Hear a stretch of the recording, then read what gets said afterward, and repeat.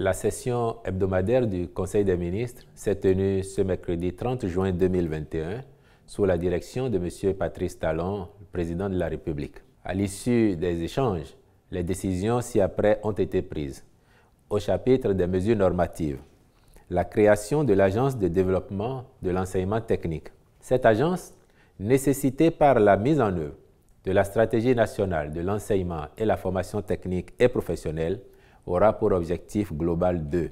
Coordonner la réalisation des études, la mise en place d'infrastructures et des équipements de formation adéquats, conduire l'élaboration des programmes de formation adaptés aux besoins du marché du travail, la formation des enseignants formateurs de qualité, accompagner l'institutionnalisation d'une gouvernance du secteur de l'enseignement et la formation technique et professionnelle pouvant permettre d'assurer une formation de qualité aux jeunes béninois, garantissant ainsi leur employabilité. Par ailleurs, l'agence aura pour mission la coordination, la mise en œuvre, la supervision et le suivi de l'ensemble des projets et programmes relatifs à cette stratégie nationale, quelle que soit leur source de financement. À ce titre, elle sera, entre autres, chargée de planifier, programmer, réaliser des études, assurer la maîtrise d'ouvrage pour la mise en œuvre de la stratégie nationale, gérer ou superviser tous les travaux, opérations ou projets se rattachant directement ou indirectement à sa mission, assurer l'interface entre les partenaires techniques et financiers des différents programmes et les différents départements ministériels, participer à la mobilisation de financement auprès des partenaires techniques et financiers, proposer et organiser la mise en œuvre des actions nécessaires à l'animation des partenariats avec toutes les parties prenantes dans le cadre de la mise en œuvre de la stratégie, faire l'analyse coût-efficacité des activités et des projets et proposer des mécanismes pour une utilisation rationnelle des ressources. Au regard des ambitions du gouvernement pour la promotion de l'enseignement et la formation technique et professionnelle, le Conseil a marqué son accord pour faire de cette agence un établissement public doté de la personnalité morale et de l'autonomie financière.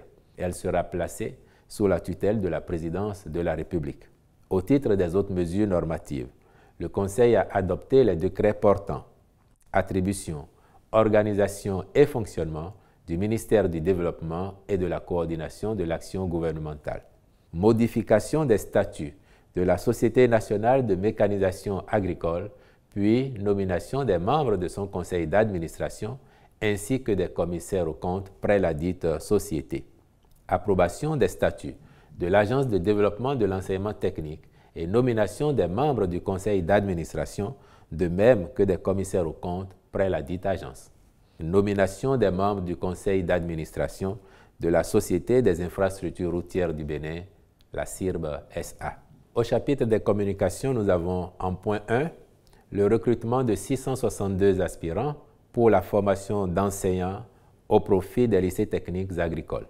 Dans le cadre de la mise en œuvre de la stratégie nationale de l'enseignement et la formation technique et professionnelle, il est prévu la construction et la réhabilitation d'une trentaine de lycées techniques agricoles d'ici à 2023. Ces établissements serviront notamment à former des exploitants agricoles de type nouveau.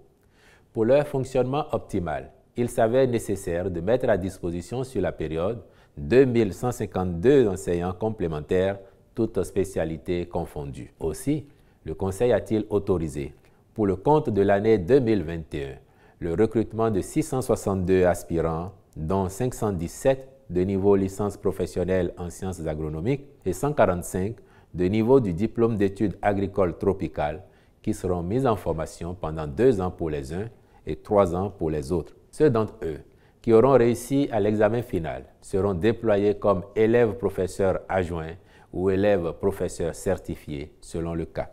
En point 2 sous ce chapitre, la contractualisation pour la réalisation des études de faisabilité technique, économique et financière de mise en place des unités économiques à vocation pédagogique dans 30 lycées techniques agricoles. Le gouvernement envisage de faire de ces lycées des centres d'exploitation économique à vocation pédagogique dans le but de donner aux apprenants de solides aptitudes aux fins d'un emploi durable dans le secteur de l'agriculture. La démarche vise aussi à permettre aux lycées d'assurer, à court terme, leur charge de fonctionnement et de financer, entre autres, des mesures d'accompagnement telles que la réduction des frais d'inscription et l'attribution de bourses. L'objectif poursuivi est d'accélérer la transformation structurelle de l'économie rurale et d'offrir aux apprenants des opportunités de se former en milieu réel avec un accent sur la pratique qui devra occuper 70% de l'emploi du temps. C'est pour définir le modèle approprié d'unité économique à mettre en place dans chaque lycée, en fonction de ces offres de formation, que le Conseil a marqué son accord pour la contractualisation avec des cabinets spécialisés en vue de la réalisation des dites études. En point 3, nous avons le résultat de l'appel à concurrence pour l'attribution d'une 3e licence d'établissement et d'exploitation d'un réseau de communication électronique mobile. Il ressort du rapport soumis au Conseil qu'à l'issue de la procédure conduite par l'Autorité de régulation des communications électroniques et de la Poste, la Société béninoise d'infrastructures numériques, SBIN SA, remplit tous les critères pour être attributaire de la 3e licence mise en jeu.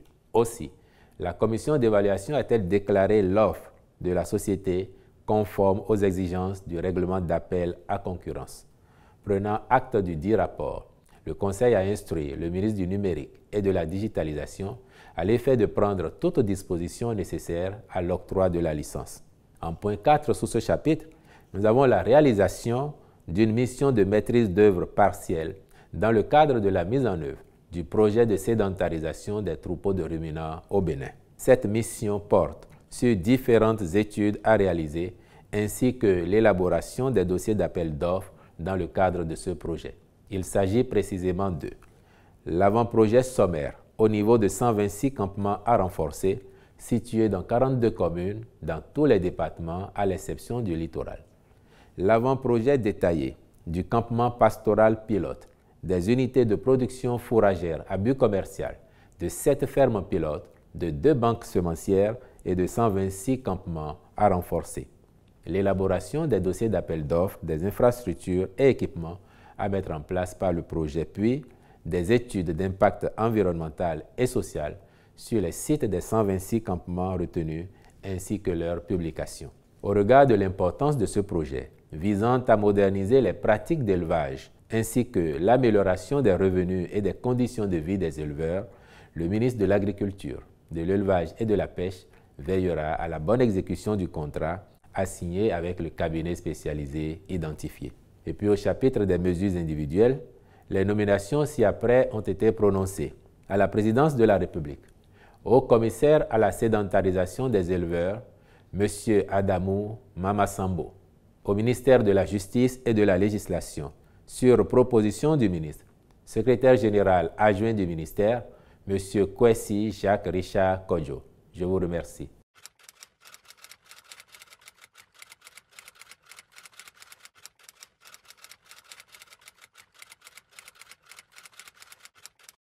Le gouvernement s'est engagé dans une démarche structurelle de réforme de certaines de nos pratiques, dont celle liée à l'élevage transhumant. Le fait pour les éleveurs de se déplacer tout le temps, vous savez très bien que dans notre pays, comme dans la sous-région en général, cette pratique a parfois généré des conséquences lourdes pour les populations, aussi bien les agriculteurs que les éleveurs. Parce que le gouvernement du Bénin s'est engagé dans une démarche prospective visant à améliorer les pratiques, nous en sommes arrivés à la conclusion qu'il serait pertinent de mettre en place un mécanisme qui fasse qu'à terme, nous arrivions à la sédentarisation des éleveurs. Et c'est dans cette perspective-là que certains tests ont été adoptés, en dehors de toutes les actions menées jusque-là pour contenir les effets et les affres de la transhumance transfrontalière. Notamment, ces tests-là ont conduit aujourd'hui à la mise en place d'un haut commissariat à la sédentarisation des éleveurs. Et c'est pour mettre en pratique le contenu de ce haut commissariat que le haut commissaire vient d'être nommé au cours du Conseil des ministres de ce jour. Ce haut commissaire, entre autres, effectivement, au titre de sa mission, il aura à discuter avec les acteurs. Parce qu'il va s'agir aussi de les convaincre, de les amener à adhérer à la démarche pour un changement de comportement. Donc, c'est une dimension sociale à cette question-là que le haut commissaire va prendre en charge, discuter abondamment avec les acteurs, les sensibiliser, leur montrer les vertus de cette décision-là, les avantages pour eux-mêmes, pour la communauté et pour le pays. Et puis nous espérons bien qu'avec le tact qui sera le sien, puisque c'est quelqu'un qui s'y connaît bien, il n'a pas pu être désigné au hasard. C'est quelqu'un qui connaît bien le milieu et c'est pour ça qu'il a bénéficié de la confiance du chef de l'État et du Conseil des ministres. Et son action va donc consister, entre autres, à discuter avec les acteurs, à discuter avec les éleveurs, avec les communautés, pour leur expliquer la démarche et les amener à adhérer à cette cause-là qui, à la fin, produira des résultats au bénéfice de tous.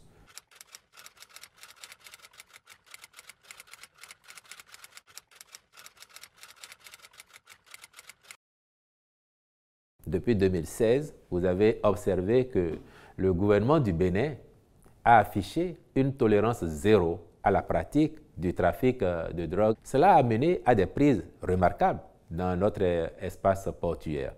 Et l'actualité que vous évoquez est du même registre que celle passée où on a eu affaire à des prises importantes, parce qu'on parle d'une quantité plus ou moins importante. La réaction de l'État du Bénin, déjà de la police et de la justice, qui ont conduit les opérations, cette réaction de l'État du Bénin doit nous rassurer. Rassurer de ce que c'est toujours le principe de la tolérance zéro à l'égard de ce trafic et de ses acteurs. Et donc la justice étant saisie du dossier, vous avez dit que des arrestations ont eu lieu. La justice va continuer son travail, sans doute avec la police, pour des enquêtes nécessaires. Et puis, nous serons tous informés, le moment venu, des tenants et aboutissants réels de ce dossier, de l'implication des uns et des autres, ou de leur non-implication. Et dans tous les cas, le Bénin restera un espace où il sera fait tolérance zéro à la pratique du trafic de drogue.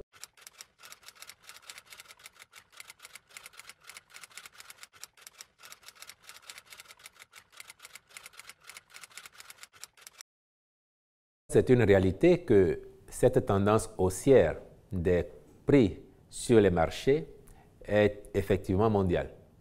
On peut l'observer qu'au-delà du Bénin, au-delà de la sous-région ouest africaine, au-delà du continent, le monde entier parle actuellement de la hausse des prix des produits de première nécessité ou de grande consommation sur les marchés. Donc c'est une évidence. Et cela doit rassurer les uns et les autres de ce que la situation qui est observée au Bénin n'est pas liée, comme certains ont pu le prétendre, à une quelconque augmentation ou création de taxes qui aurait eu lieu. Il n'y en a pas eu. Et c'est la réalité. Ensuite, il faut observer que, toute proportion gardée, les prix sur nos marchés, qui sont aujourd'hui critiques, et dont nous espérons le retour à la normale au plus tôt, comparés à la sous-région, ils sont en dessous des niveaux des prix qui s'observent ailleurs. Ce n'est pas pour dire que la situation qui s'observe n'est pas préoccupante. Bien au contraire, nous avons conscience que cela doit être contrôlé pour revenir au plus tôt à la normale. Mais il faut bien observer que si les prix ici sont à ce niveau, alors qu'ailleurs, ils sont au double ou au triple parfois de ce que nous observons, c'est aussi le résultat de la politique agricole mise en œuvre par le gouvernement depuis 2016, laquelle politique agricole a eu pour effet d'accroître les productions au niveau national et de faire du Bénin, depuis 2018, le deuxième producteur de vivriers dans l'espace UEMOA. Cela veut dire donc que la politique structurelle qui a été développée dans le secteur de l'agriculture a produit des résultats dont les effets peuvent se mesurer aujourd'hui à l'aune des prix pratiqués dans la sous-région par rapport à ceux qui sont pratiqués sur notre marché. Il n'en demeure pas moins que le gouvernement du Bénin a comme préoccupation de faire en sorte qu'un retour à la normale s'observe au plus tôt. Et c'est la raison aussi pour laquelle, dans une décision précédente, il a été interdit les sorties incontrôlées de la production nationale, du territoire national. Et dans le cadre de la mise en œuvre de cette mesure, plusieurs dizaines, pour ne pas dire centaines de tonnes de vivriers étaient en partance du Bénin vers certains pays voisins et il a fallu l'attention, l'efficacité de nos forces de sécurité pour intercepter les véhicules et les trafiquants qui sortaient ainsi du Bénin nos produits. Et donc tout cela mis ensemble fait que nous sommes à ce niveau de prix aujourd'hui sur les marchés, ce qui reste néanmoins, je l'ai dit, une préoccupation du gouvernement dont le souci est d'œuvrer autant qu'il le peut à un retour à l'ordre normal des choses.